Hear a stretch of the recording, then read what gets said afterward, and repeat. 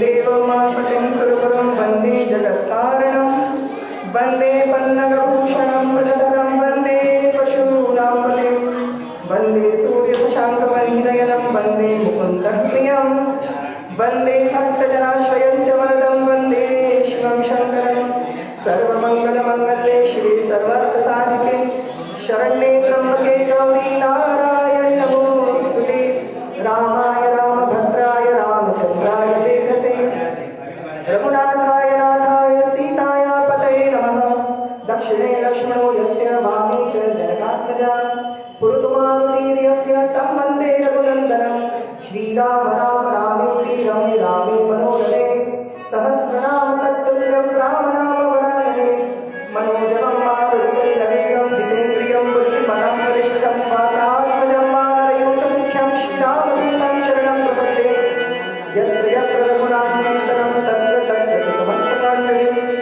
बाष्पवारि परिपूर्णलोचनं मारुतिं नमत राक्षसान्तकं ब्रह्मा मुरारिस्त्रिपुरं कारी भानु शशि भूतिसुतो बुधश्च गुरुश्च शुक्रः शनिराम केतवः सर्वे ग्रहाः शान्तिकरा भवन्तु स्वस्ति न इन्द्रो वृद्धश्रवाः स्वस्ति नः पूषा विश्ववेदाः स्वस्ति नस्तार्क्ष्यरिष्टनेमिः स्वस्ति नो बृहस्पतिर्दधातु ॐ अज्ञाततिमिरान्धस्य ज्ञानाञ्जनशलाकया चक्षुर्मीलितं येन तस्मै श्रीगुरुवे नमः श्रीचैतन्यमनोभीष्टं स्थापितं येन भूतले स्वयं रूपः तदा मह्यं ददाति स्वपदं वन्देऽहं श्रीगुरुं श्रीयुतपदकमलं श्रीगुरुवैष्णवांश्च श्रीरूपं साग्रजातं सागररघुनाथन्वितं तं सजीवं साद्वैतं सावधूतं परिजनसहितं कृष्णचैतन्यदेवं श्रीराधा कृष्णपादां सहगणललिता श्रीविशाखान्वितांश्च हे कृष्णकरुणा सिन्धु दीनबन्धु जगत्पते गोपेश गोपिकाकान्त राधा कान्त नमोस्तुते तप्तकाञ्चन सौगन्धि राधे वृन्दावनेश्वरी वृषभानुसुते देवी प्रणमामि हरिप्रिये वाञ्छाकल्पतरुभ्यश्च कृपा सिन्धुभ्येव च पतितानां पावनेभ्यो वैष्णवेभ्यो नमो नमः जय श्री कृष्ण चैतन्य प्रभु नित्यानंद श्री अद्वैत गदाधर श्रीवासादि गौरभक्तवृंद हरे कृष्ण कृष्ण कृष्ण हरे हरे हरे राम राम राम हरे हरे नमो कृष्णपादाय कृष्ण कृष्णाय भूतले श्रीमते भक्तिवेदांत स्वामी नामने नमस्ते सरस्वती देवी गौरवाणी प्रचारिणे निर्विशेष शून्यवादी पाश्चात्यदेशतारिणे जय कृष्णपाद परमहंस परिव्राजकाचार्य अष्टोत्तर शत श्री श्रीमद अभय चरणारविंद भक्तिवेदांत स्वामी श्री प्रभुपाद की जय जगद्गुरु श्री प्रभुपाद की जय हिताय गौर सीताराम प्रेमानंदे हरि हरि हरि बोल प्रेम से कहो जय जय श्री राधे जय श्री राधे जय जय श्री राधे श्री जय जय श्री राधा रमण जय जय नवल किशोर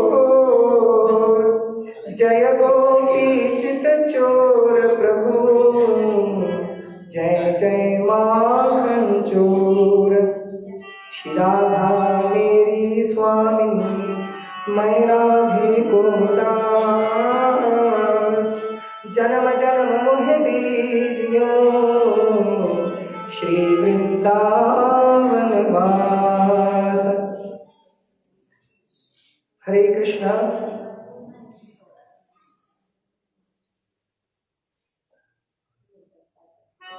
पंचम दिवस की कथा में प्रवेश करने से पूर्व कुछ क्षण का आज सुबह से एक भजन गुनगुना रहे थे और ऐसे अंतरात्मा ने कहा कि आज जो है संकीर्तन न करके कथा के प्रारंभ में इसको गाओ।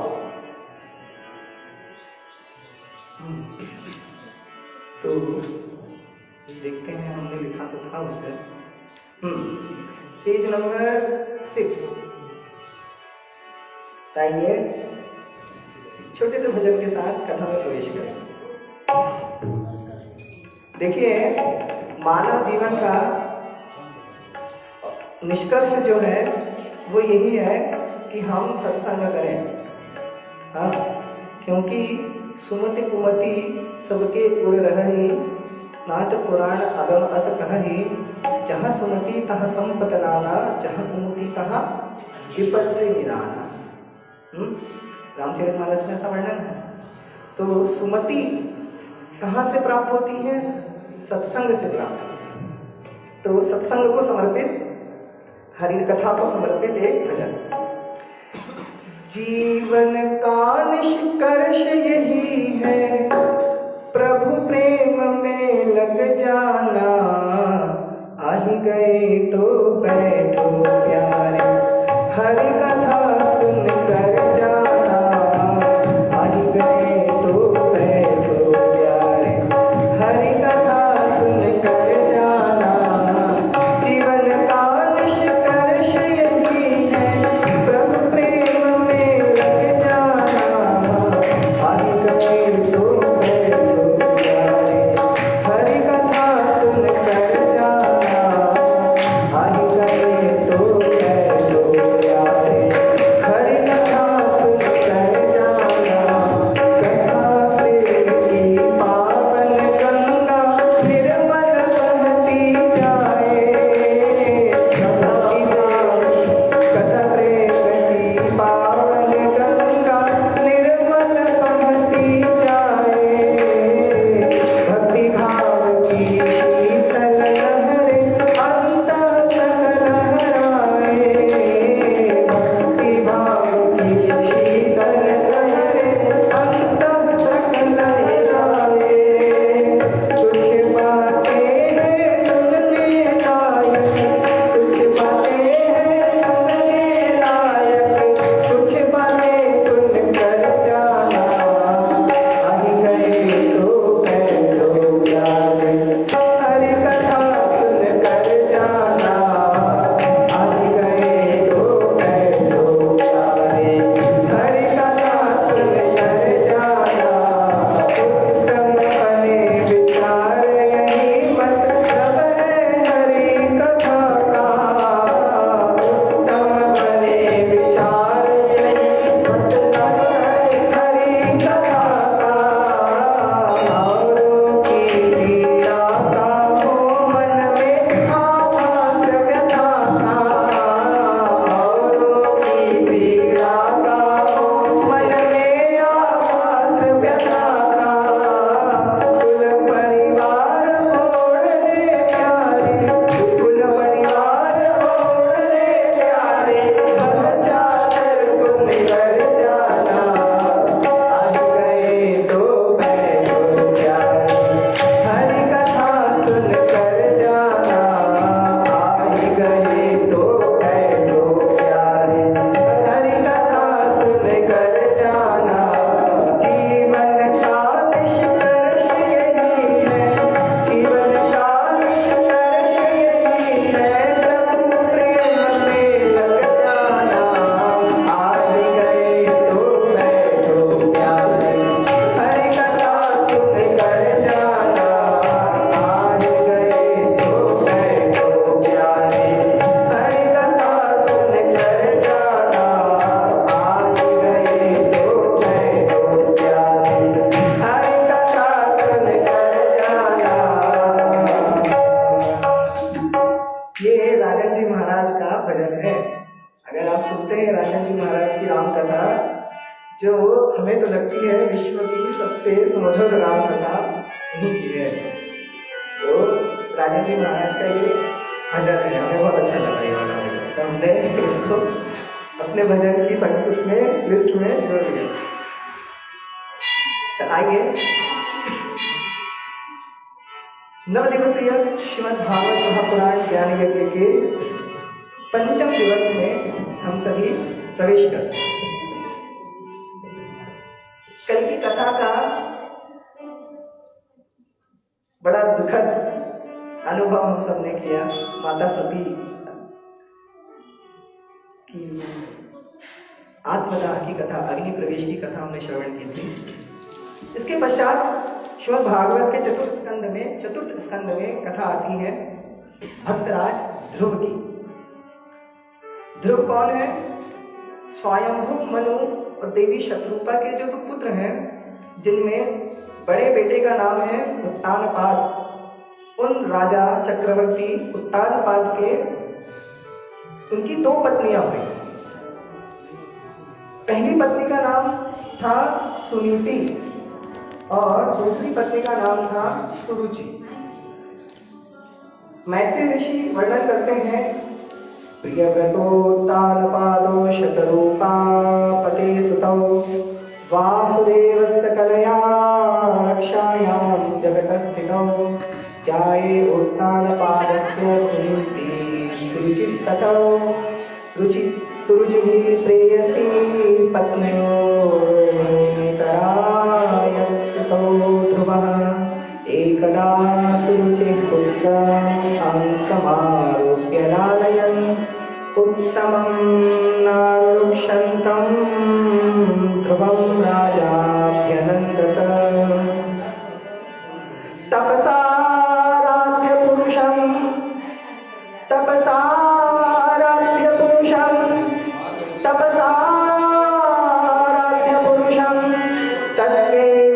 तत्केवानुग्रहेण मे गर्भे त्वं साधयात्मानं यदीच्छसि पासनम्। एक दिन, जैसा कि हमने बताया, आप सभी श्रोताओं से विनम्र निवेदन है, कथा में शांति रखिए, व्यवधान उत्पन्न न करें। हरे कृष्णा।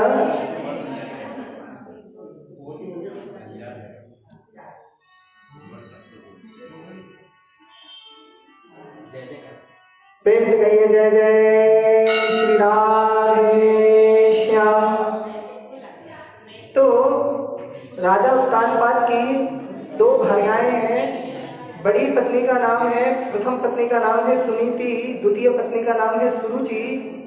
राजा उत्तानपाद अपनी द्वितीय पत्नी सुरुचि से अधिक प्रेम करते हैं और सुनीति से उतना स्नेह नहीं रखते, क्योंकि नाम सुनिए, नाम में अर्थ छुपा है। सुनीति शब्द का अर्थ क्या है? सुमति। अभी हमने चौपाई सुनाई थी ना, सुमति कुमति सबके उर रही, तो सुमति को ही सुनीति भी कहते हैं, क्योंकि सुनीतियां सुमति में ही विराजमान होती है, निवास करती है। जिसकी बुद्धि पवित्र हो, सच्चरित्र हो, बुद्धि ज्ञान संपन्न हो, आध्यात्म संपन्न हो, उसी की बुद्धि में सुमति का निवास होता है। तो राजा उत्तानपाद के पास सुमति भी है और सुरुचि भी है। सुरुचि का अर्थ क्या होता है? रुचि का अर्थ इच्छाएं, वासना, पसंद। तो प्रायः इस कलिकाल में मनुष्य सुनीति यानी सुमति से उतना स्नेह नहीं रखते जितना कि अपनी रुचि, अपनी कामनाओं, अपनी वासनाओं से रखते हैं। इसीलिए राजा उत्तानपाद को सुनीति उतनी प्रिय नहीं जितनी कि कौन? सुरुचि है। सुनीति से उनको ध्रुव नाम के पुत्र हैं और सुरुचि से उत्तम नाम के पुत्र हैं। ध्रुव का अर्थ होता है तत्काल, शीघ्रातिशीघ्र, as soon as possible। और उत्तम का अर्थ होता है श्रेष्ठ, श्रेष्ठतम, सर्वोत्कृष्ट। तो आज राजा उत्तानपाद अपने सिंहासन पर बैठे हैं, रानी सुरुचि निकट विराजमान है। सुमति तो दिखाई नहीं पड़ती। सुमति को एक कक्ष दे दिया और बोला वहीं रहो, खाओ पियो, ऐश करो, वहीं जियो, है ना, राजमहल में आने की आवश्यकता नहीं। क्योंकि जो यह हमारी सुमति होती है ना, वो हमारी रुचि में व्यवधान उत्पन्न करती है। तो अक्सर हम मनुष्य क्या करते हैं, अपनी रुचि को प्राधान्यता देते हुए बुद्धि को एक और कर देते हैं। जब हम गलत कदम उठाने जाते हैं जीवन में, हर मनुष्य की सद्बुद्धि उसको सचेत करती है, सावधान, परंतु हम उसे दूर कर देते हैं, हम उसे दरकिनार कर देते हैं। तो सुनीति दिखाई नहीं देती, सुरुचि विराजमान है और उनके पुत्र उत्तम राजा उत्तानपाद की गोदी में बैठे हैं। ध्रुव आए, ध्रुव ने देखा कि मेरा छोटा भाई तो पिताजी की गोद में बैठा है तो मैं भी जाकर क्यों ना गोद में बैठूं, मुझे भी तो स्नेह मिलना चाहिए पिताजी का। ध्रुव दौड़ के गए और अपने पिताजी के गोदी में चढ़ गए। जैसे ही ध्रुव अपने पिता उत्तानपाद की गोदी में बैठे, सुरुचि ने तुरंत हाथ पकड़ा और धक्के मारते हुए नीचे गिरा दिया। ध्रुव महाराज गिर पड़े, आंखों में आंसू भर आए। सुरुचि बोली, अरे ध्रुव, आज तू पिता की गोदी में बैठना चाह रहा है, कल को जब बड़ा हो जाएगा तब इस सिंहासन में बैठना चाहेगा, तब मेरे पुत्र उत्तम का तू शत्रु बन जाएगा। इसीलिए तपसा आराध्य पुरुषम, जा जंगल में,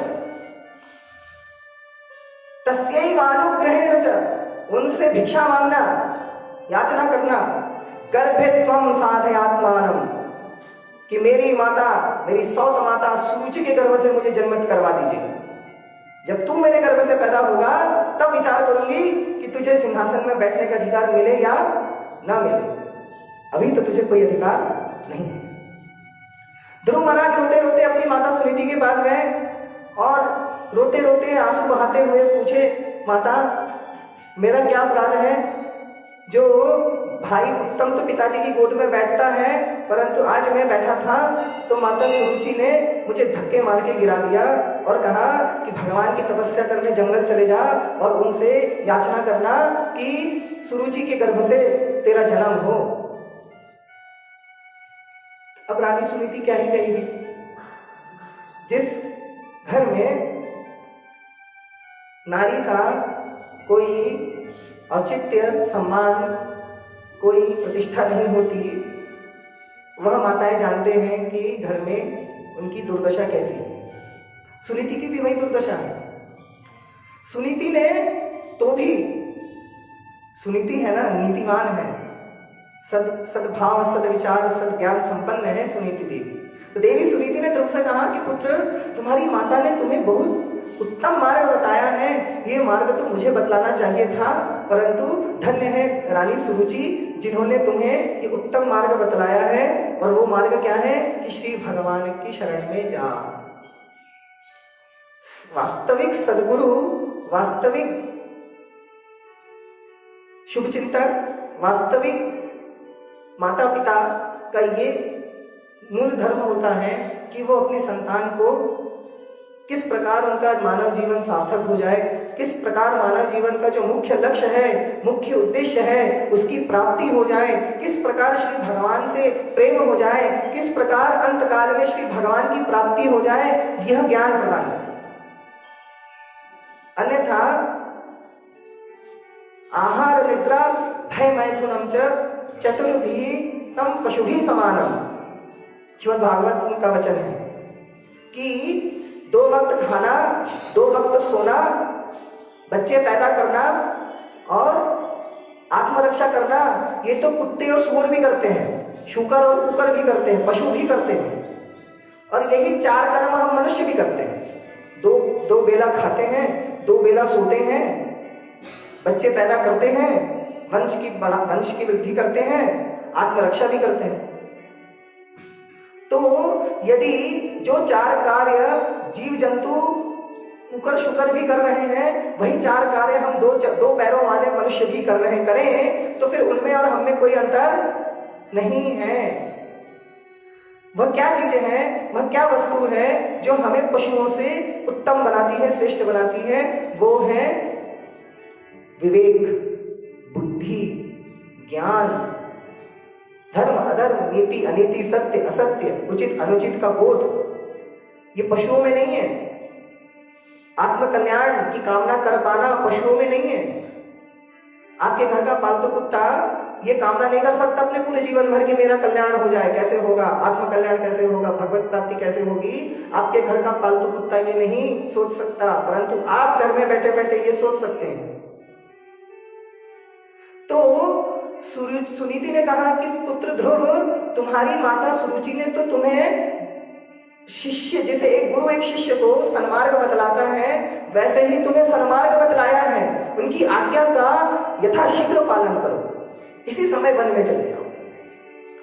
ध्रुव ने माता को प्रणाम किया और आशीर्वाद लेकर वन की ओर निकल पड़े। आयु कितनी? 5 वर्ष। वन में निकले, देवर्षि नारद की दृष्टि पड़ी। देवर्षि नारद, और हमने प्रथम दिन की कथा में कहा था, देवर्षि नारद को जिनको देवर्षि नारद का दर्शन हो जाता है तो भगवत प्राप्ति। तो ये महाराज को सुन लिया, वो महाराज को सुन लिया, उन्होंने हमको 4 टोटके बता दिए भगवत प्राप्ति के, वो महाराज ने हमको 4 रास्ते गिरा दिए, तो सब हो जाएगा। तो ऐसा वैसा कुछ नहीं होने वाला। सदगुरु का जीवन में होना अत्यंत आवश्यक है। जब गुरुदेव आपको मंत्र दीक्षा प्रदान करते हैं तब ये समझ लीजिएगा कि वो मंत्र जब आपके कर्णों से होते हुए हृदय कमल में विराजमान प्रकट होता है, तो ठीक जिस प्रकार भगवान के नाभि कमल से प्रकट हुए कमल पर ब्रह्मा जी का प्राकट्य हुआ था, जो वेदों के भी निर्माता है, आपके मन में भी सदगुरु का जब ज्ञान मंत्र प्रकट होगा ना, तो सारा ज्ञान विज्ञान इहलौकिक पारलौकिक सब प्रकट हो जाएगा स्वतः। आपको पढ़ना भी नहीं पड़ेगा, आप गुरु कृपा से जान जाएंगे। आज देवर्षि नारद 5 वर्ष के बालक ध्रुव को मंत्र प्रदान कर रहे हैं। और देखिए, श्रीमद् भागवत महापुराण की ये ज्ञान यज्ञ कथा भी आपको मंत्र प्रदान कर रही है। मान के चलिए आपकी दीक्षा ही हो रही है, क्योंकि देवर्षि नारद ठीक जैसे श्री कृष्ण जगत गुरु हैं, वसुदेव सुतम देवम कंस चारूढ़ मर्दनम देवकी परमानंदम कृष्णम वंदे जगत गुरु। तो श्री कृष्ण का वाङ्मय स्वरूप श्रीमद् भागवत महापुराण ये मंत्र प्रदान कर रहा है नारद जी को निमित्त बनाकर। मंत्र क्या है? ओम नमो भगवते वासुदेवाय, ओम नमो भगवते वासुदेवाय, ओम नमो भगवते वासुदेवाय। मंत्रेणानेन देवस्य कुर्यात् द्रव्यमयं पुनः अपर्यां विविधैर्द्रव्यैर्देशकाल विभागवीत। कान में मंत्र दिया नारद जी, 12 अक्षर मंत्र। ये 12 अक्षर मंत्र, इनके अक्षर आप गिनेंगे तो 12 अक्षर है इस मंत्र में। ये मंत्र की दीक्षा प्रदान की और ध्रुव महाराज को कहा कि पुत्र ध्रुव, तुम यमुना तट पर स्थित मधुवन में जाओ, वहां श्री यमुना जी के पवित्र जल में स्नान करना, और सुंदर सुंदर वृक्ष वाटिकाएं हैं, किसी भी वृक्ष के नीचे स्वच्छ स्थान पर बैठ जाना और इस मंत्र की तपस्या करना, इस मंत्र का जप करना। ध्रुव महाराज ने ऐसा ही किया। आपको पता है 5 वर्ष के ध्रुव महाराज की तपस्या कितनी? ब्रह्मा जी बोले, बेटा तुम्हारी तो 1 नाक है, तुमको सांस लेने में दिक्कत हो रही है तो तुम फड़फड़ा रहे हो, हमारे 4 स्वर है, 4 नाक है, हमारा हालत सोचो कैसा हो रहा है, कहीं से सांस नहीं ले पा रहे हैं, हमारी भी वही दशा है, हम सांस नहीं ले पा रहे हैं, दम घुट रहा है हमारा, हमको भी नहीं मालूम क्या हो गया है, कहीं कहीं परमात्मा हमसे रुष्ट तो नहीं हो गए, कहीं प्रलय का समय तो नहीं आ गया, ये प्रलय का तो समय नहीं है। तो ब्रह्मा जी ने इंद्रादि देवताओं का युद्ध बनाया और भगवान श्री विष्णु के पास गए। भगवान श्री विष्णु को सब अपना हाल चाल बताया। भगवान ने कहा कि ऐसा इसलिए हो रहा है क्योंकि मेरे परम भक्त ध्रुव ने प्राणवायु लेना बंद कर दिया है, श्वास लेना बंद कर दिया। मैं इसी समय जाता हूं और उसकी तपस्या को संपन्न करता हूं, चिंता मत करो। भगवान अंतर ध्यान हो गए। ध्रुव महाराज के सामने आज शंख चक्र गदा पद्मधारी भगवान आकर सामने खड़े हैं, विराजमान है। बोलिए चतुर्भुज भगवान की। भगवान ने कहा, पुत्र ध्रुव आंखें खोलो, देखो हम आ गए। ध्रुव महाराज के मन में जो स्वरूप विद्यमान था, ध्रुव महाराज की तो टकटकी उसी में लगी हुई। तो आप सामने वही परमात्मा सामने खड़े हैं सशरीर, तो ध्रुव महाराज उनको अनदेखा कर रहे हैं। तो भगवान ने क्या किया, वो झांकी जो अंदर विराजमान हुई उसको जैसे नारद जी के मन से अदृश्य कर दिए थे, ध्रुव महाराज के मन से अदृश्य कर दिए। जैसे ही अदृश्य हो गए, ध्रुव महाराज का ध्यान भंग हो गया। ध्रुव महाराज एकदम से खलबली मची, आंखें खोली तो देखे कि जो झांकी मन में हो रही थी वही भगवान श्री भगवान सामने खड़े हैं। और ध्रुव महाराज अति प्रसन्न हो गए कि आज जगत पिता श्री हरि मेरे सामने आ ही गए, मेरी तपस्या पूरी हो ही गई। जब आप कोई व्रत इत्यादि करते हैं और उसका फल मिल जाता है तो कैसा आनंद आता है। हाँ, हम माता रानी का व्रत किए थे, हम जो कामना किए थे वो पूरी हो गई है। जय हो मैया तुम्हारी जय हो, आती हूँ मैं कल चुनरी लड्डू लेके खुश हो जाते हैं। तब ध्रुव महाराज की ऐसी घनघोर तपस्या आज फलीभूत हुई है तो उनको कितना आनंद। अब ध्रुव महाराज भगवान की स्तुति करना चाह रहे हैं, परंतु 5 वर्ष का बालक, गुरुकुल अभी जाने शुरू नहीं किए थे, मंत्र आदि स्तुति स्तव आदि सीखे ही नहीं थे। तो उनको रोना आ गया कि बड़े बड़े अमलात्मा विमलात्मा योगींद्र मुनिंद्र यतीन्द्र ब्रह्मा शंकर भी जिनकी स्तुति करते हैं, मैं उनकी स्तुति ही नहीं कर पा रहा हूं, मुझे कुछ आता ही नहीं है, मैं क्या करूं। तो ज्यों ही ऐसा विचार कर रहे थे और आंखों से अश्रुपात कर रहे थे, भगवान ने अपना पांचजन्य शंख लिया। भगवान के हाथ में शंख होता है ना, शंख चक्रम सक्रीट कुंडलम, शंख लिया और ध्रुव महाराज के कपोल यानी गाल पर स्पर्श करा। जैसे ही स्पर्श किया शंख का, भगवान का शंख वेदवाणी का प्रतीक है। ये जो वेद है ना, जो संसार का उत्पत्ति कारण है, जगत के इहलौकिक पारलौकिक आध्यात्मिक ज्ञान का भंडार है वेद। वो वेद क्या है? वो वेद भगवान की शंख की ध्वनि है। इसीलिए हम शंखनाद करते हैं। शंखनाद करने का तात्पर्य क्या होता है? हम भगवान को वेद मंत्रों से पुकार रहे हैं, उनका आवाहन कर रहे हैं। शंख बजाए बिना, शंख की ध्वनि किए बिना देवता आपकी पूजा पाठ मंत्रोच्चारण स्तुति प्रार्थना को नहीं सुनते। इसीलिए प्रत्येक सनातनी के घर में मंदिर में शंख होना चाहिए और प्रतिदिन शंख पूजन में आप बैठे तो शंख ध्वनि करके ही बैठे। तो आइए, एक शंख हमारे पास भी है, तो एक बार शंख ध्वनि तो होनी ही चाहिए, क्योंकि ध्रुव महाराज को भगवान ने इसी ध्वनि के माध्यम से समस्त वेदों का, शास्त्रों का, पुराणों का आध्यात्मिक ज्ञान प्रदान किया।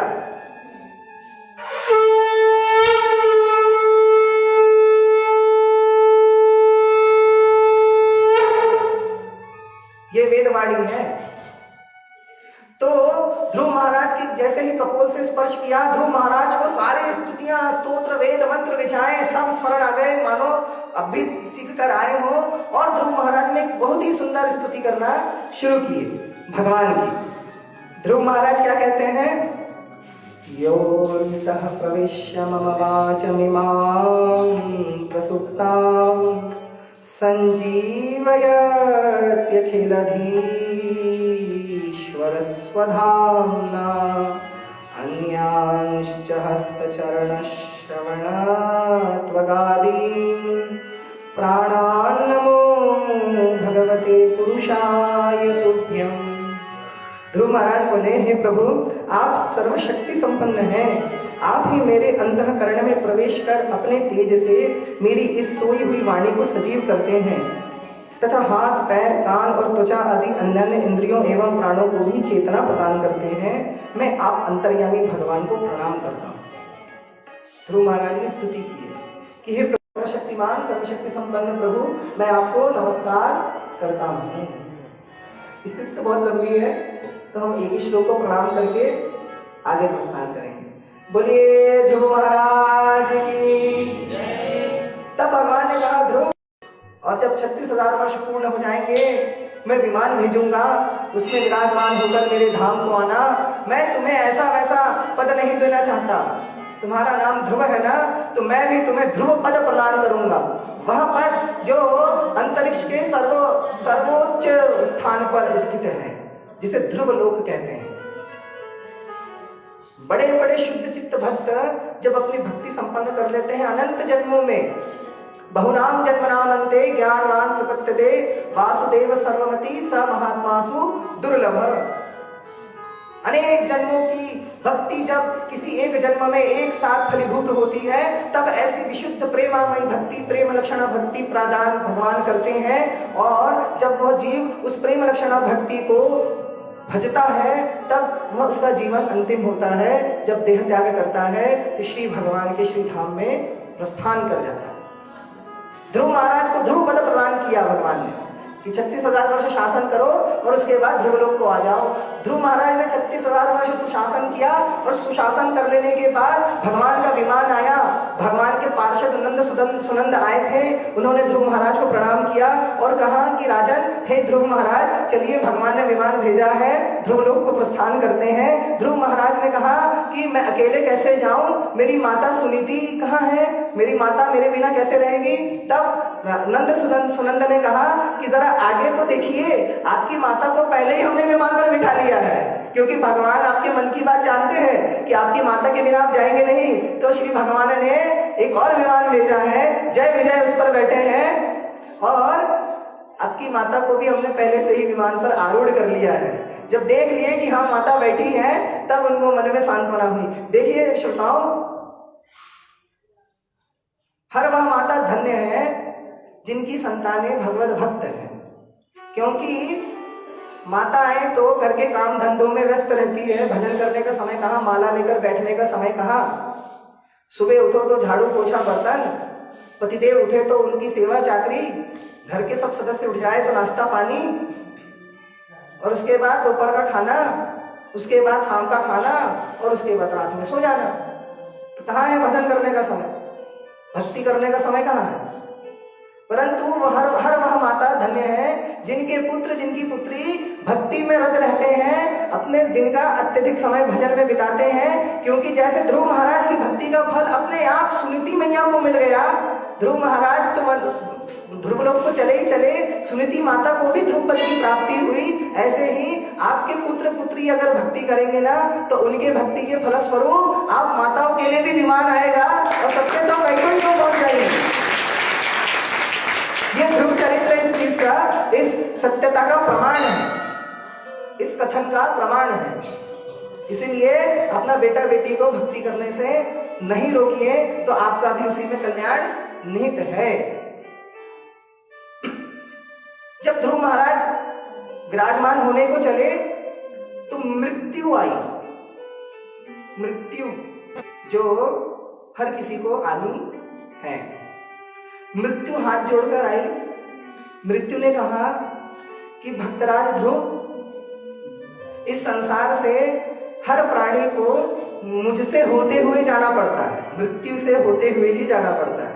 इस संसार से निकलने का पथ मृत्यु है। जब तक मृत्यु नहीं आएगी संसार में पड़ा रहना पड़ेगा। तो मेरी लाज रख लीजिए, मैं आपको स्पर्श करूं मेरा सामर्थ्य नहीं, भगवान का आशीर्वाद है आपको, मैं आपको स्पर्श नहीं कर सकती। आप ही मेरा स्पर्श कर लीजिए, मेरे मस्तक पर सर रखकर जाइए, परंतु मेरी अवहेलना मत कीजिए। विचार कीजिए ध्रुव महाराज की श्रेष्ठता, उनकी भक्ति की महिमा देखिए। आज वो मृत्यु सुंदरी जो सबके छाती पर बैठने के लिए आतुर है, आपके और हमारे, वो मृत्यु देवी ध्रुव महाराज के सामने दंडवत होकर लेट गई। ध्रुव महाराज ने उनके मस्तक पर पैर रख के विमान पर प्रस्थान किया। बोलिए भक्त श्रोमणी ध्रुव महाराज की जय। विमान पर आरूढ़ हुए और अपनी माता सुनीति के साथ ध्रुवलोक को प्रस्थान कर गए। इसके आगे पृथु चरित्र आता है। इसका वर्णन हमने द्वितीय दिवस में जब 24 अवतारों की गणना सुनाई थी तब हमने किंचित बताया था। एक थे राजा अंग, धर्मात्मा, उनका पुत्र था वेन, पापात्मा। देखिए, आवश्यक नहीं कि हर धर्मात्मा के कुल में धर्मात्मा ही जन्मे। कई ऐसे धर्मात्मा हैं संसार में जिनकी संतानें पापात्माएं हैं, कुल परंपरा का समूल नाश कर रही है। कहां बाप दादा पुरखे भक्त थे, धार्मिक थे, आस्थावान थे, श्रद्धालु थे, और उनकी संतानें दारू, मटन, मुर्गा, अंडा, बकरा, सुअर, कुत्ता सब खा रही है। ये दुर्दशा है। कई धर्मात्मा ऐसे। हमारे एक शिक्षक थे द्विवेदी आचार्य, सरल व्यक्ति, उनका पुत्र ऐसे ही था। ये तो हमने जीवन में वास्तव में देखा है कि धर्मात्मा के कुल में दुरात्मा भी होते हैं। तो राजा अंग का पुत्र ऐसे ही दुरात्मा था। अपने पुत्र की दुष्टता जब असहनीय हो गई तो राजा अंग घर छोड़कर भाग गए, राज्य छोड़कर भाग गए वन में। खोजने पर भी नहीं मिले। तब कुल गुरु के परामर्श पे सभासदों ने वेन को सिंहासन पर बिठा दिया। अब विचार करो, अगर दुष्ट को राज सिंहासन पर बिठा देंगे तो वो दुष्टता नहीं करेगा तो क्या करेगा? उसने दुष्टता प्रारंभ कर दी, अपने राज्य में ढिंडोरा पिटवा दिया, देवी देवताओं की पूजा बंद करो, राजा ही देवता होता है, राजा ही धरती का देवता होता है, शास्त्र कहते हैं, ऐसा कहता है। तो मैं तुम्हारा राजा हूं, मैं ही तुम्हारा ईश्वर हूं, मेरी पूजा करो, मेरे नाम से यज्ञ करो, जो करना है मेरे उद्देश्य से करो। ब्रह्मा शंकर इंद्र अग्नि इनको छोड़ो। ऋषि मुनि त्रस्त हो गए, आज एकजुट होकर अपनी परेशानी लेकर राजा वेन के पास गए। राजा वेन को बताने लगे, राजा वेन ने उनका उपहास किया, उनका अपमान किया। हुंकार मात्र से सभी ऋषियों ने राजा वेन को मृत कर दिया, मार दिया, शाप से, ब्रह्म शाप से। राजा वेन मर गया, उसकी भुजा का मंथन किया तो एक नर और एक नारी का जोड़ा प्रकट हुआ। पहले तो बाएं हाथ का मंथन किया तो एक काला पुरुष निकला, वो उस शरीर का पूरा मल था, पूरा पाप था, वो पाप पुरुष। उसको ऋषियों ने कहा कि तुम घनघोर वन में चले जाओ। उसके बाद जब दाएं हाथ का दक्षिण स्कंद का भुजा का मंथन किया तब उसके शरीर से एक नर नारी का जोड़ा निकला। नर का नाम हुआ राजा पृथु, नारी का नाम हुआ रानी अर्ची। ये स्वयं भगवान विष्णु और माता लक्ष्मी के कलावतार है। बोलिए पृथु महाराज, अर्ची महारानी की। इन्होंने पृथ्वी का दोहन किया। और ये जो हम कहते हैं ना सभ्य समाज, शब्द का व्यवहार करते हैं ना सभ्य समाज, हम सभ्य समाज के सदस्य हैं। ये सभ्य समाज पहले था ही नहीं, महाराज पृथु ने सभ्यता लाई। गोरक्षा, कृषि वाणिज्य, ये व्यवस्थाएं, गौपालन, खेती किसानी, व्यवसाय व्यापार, ये धर्म पृथु महाराज की देन है। उन्होंने सिखाया प्रजा को। पृथु महाराज ने 100 अश्वमेध यज्ञ किए, 100 अश्वमेध यज्ञ किए और विपुल दक्षिणा ब्राह्मणों को, आचार्यों को प्रदान की। विपुल, कल आपको एक प्रसंग बताए थे ना, यज्ञ भगवान और उनकी पत्नी दक्षिणा का प्रसंग हमने सुनाया था। और क्या सीख दी थी?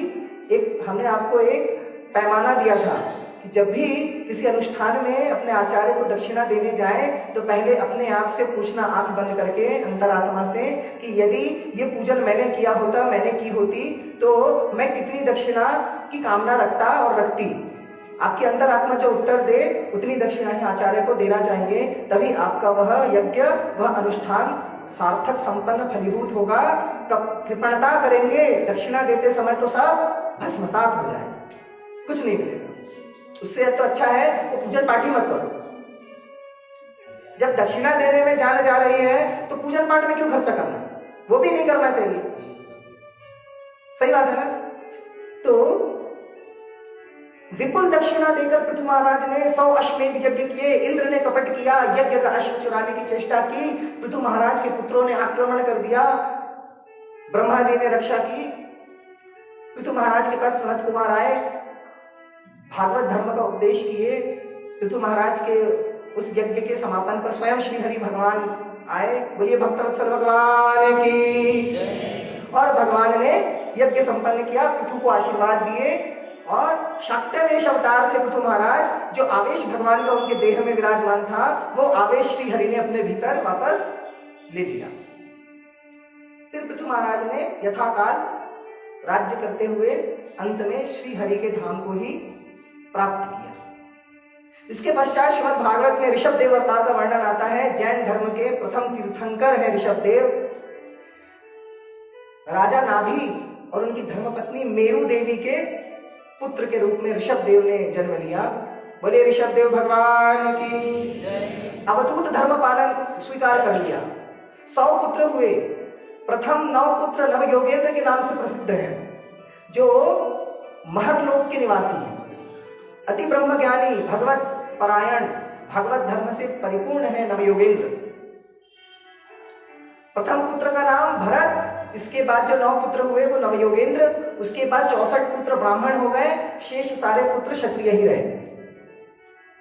ऋषभदेव ने अपने पुत्रों को और अपनी प्रजा को भगवत धर्म का, वर्णाश्रम धर्म का उपदेश किया और अवधूत भेष धारण कर लिया, विरक्त हो गए। शरीर पर वस्त्र भी पहनना त्याग दिया। इसीलिए जैन धर्म में जो दिगंबर और श्वेतांबर दो मत है जैन धर्म के, श्वेतांबर तो सफेद वस्त्र धारण करते हैं, दिगंबर तो कुछ धारण नहीं करते, ऋषभ देव की ही मार्ग का अनुसरण करते हैं। वस्त्र भी छोड़ दिए, अवधूत दिगंबर वेश में ही घूमते, लोग पत्थर मारते, गालियां देते, खूब उनका तिरस्कार करते। उनकी महत्ता तो जानते नहीं थे, जैसे आप और हम किसी महापुरुष की महत्ता नहीं जानते। हर साधु को हम लोग किसी दृष्टि से देखते हैं, पाखंडी की दृष्टि से। सब पाखंडी है, ये सब दुष्ट है, सब चोर है, डकैत, गेरुए कपड़े में डकैत। हम परीक्षण करते हैं कि कौन सा साधु वास्तव में साधु है और कौन सा असली है और कौन सा नकली है। हम सबको करने आते रहते हैं, परीक्षण किए बिना ही गाली देना चालू कर देते, उनके विषय में जानकारी लिए बिना ही चालू हो जाते।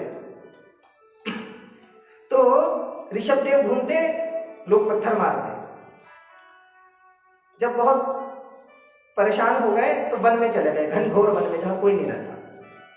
और वन में एक दिन दावाग्नि लगी, जंगल की आग, और उस दावाग्नि में ऋषभदेव प्रवेश कर गए और जीवन लीला समाप्त कर ली, भगवत धाम को चले गए। बोले ऋषभदेव भगवान की। इसके पश्चात श्रीमद् भागवत में भरत चरित्र आता है, जड़ भरत की कथा बहुत सुंदर है।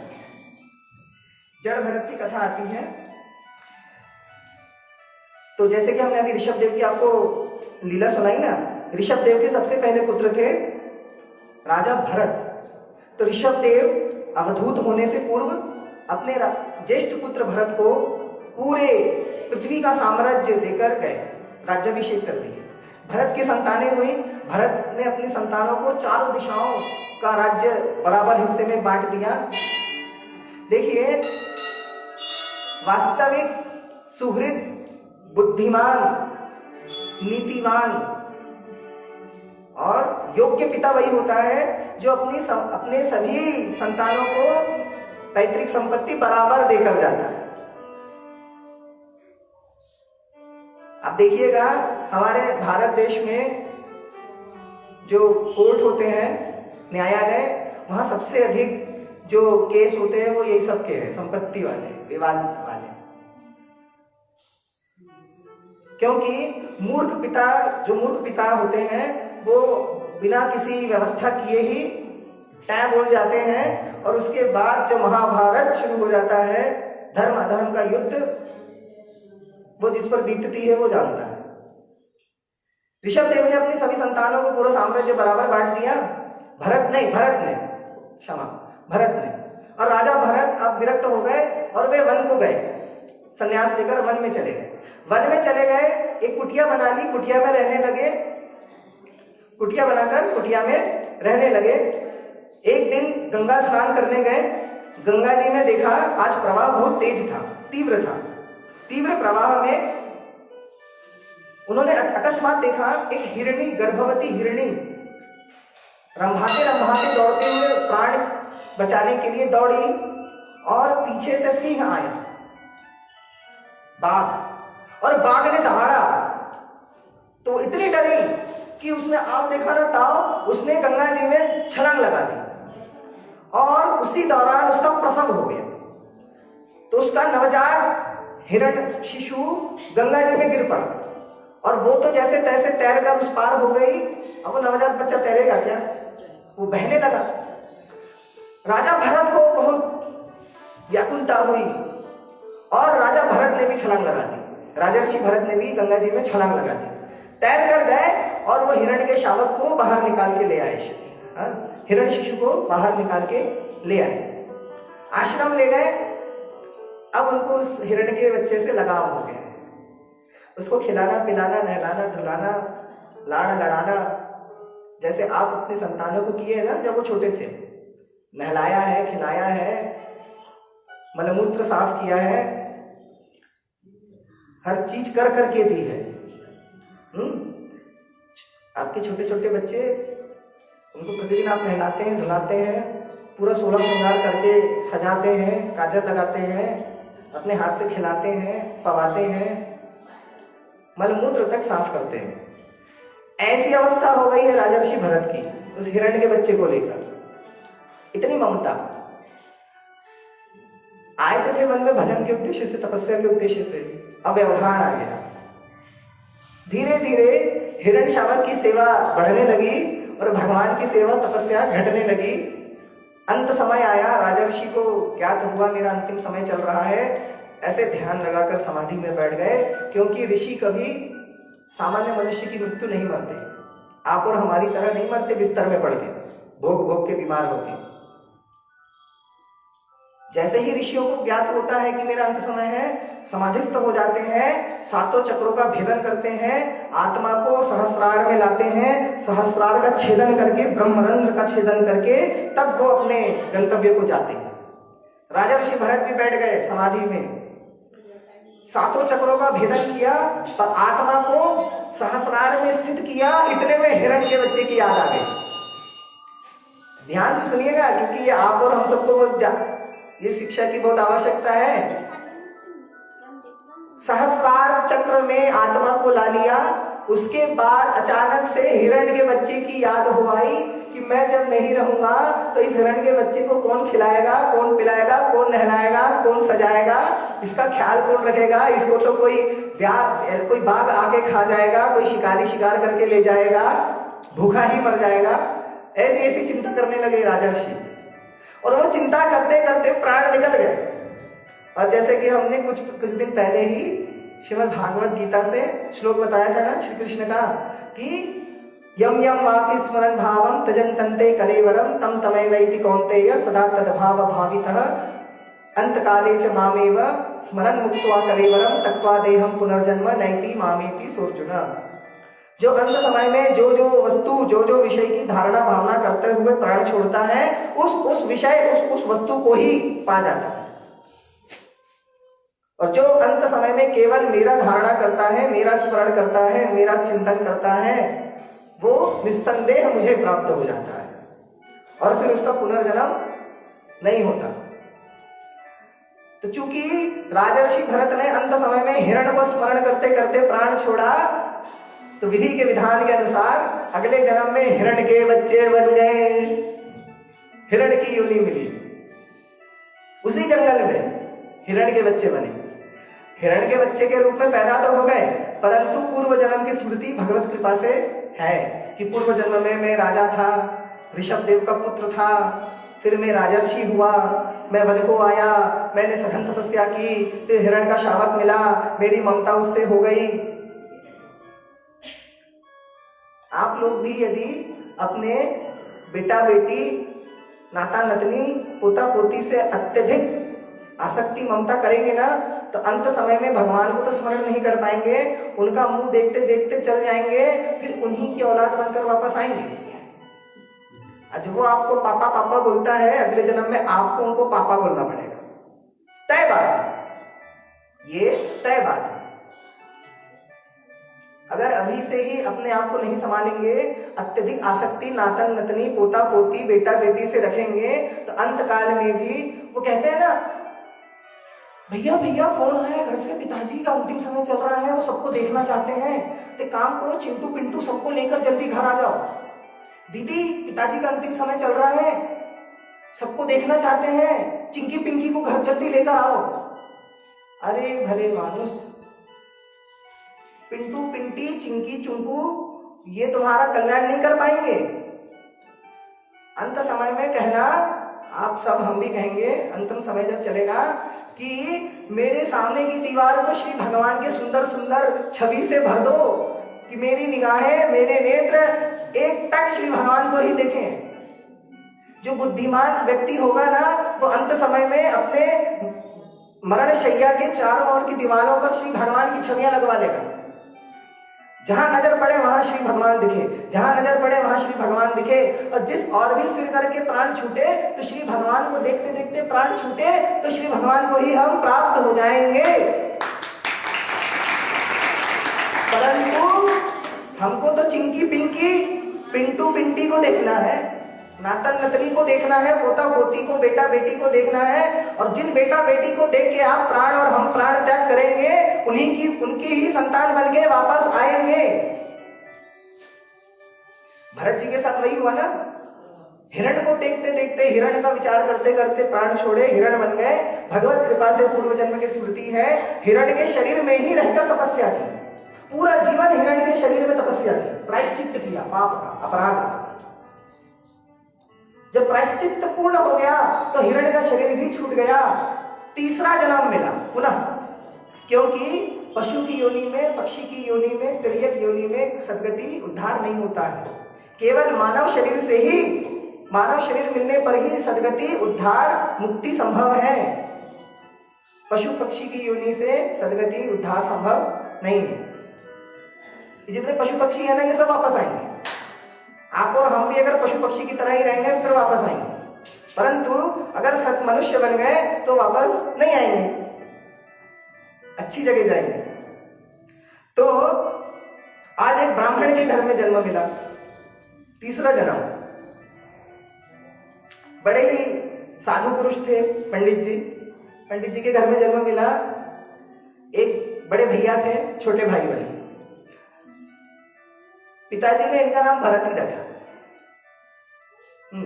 इसको बोलते हैं कोइंसिडेंटली। अब आप ये मत सोचिएगा कि ये कहानियां फेंक रही है, देखो यहाँ पे भी भरत नाम था, तीसरे जन्म में भी भरत नाम हो गया, ये कैसे? लेकिन कभी कभी हमारे साथ वो हो जाते हैं ना कोइंसिडेंट। अब हिंदी में क्या कहते हैं कोइंसिडेंट को?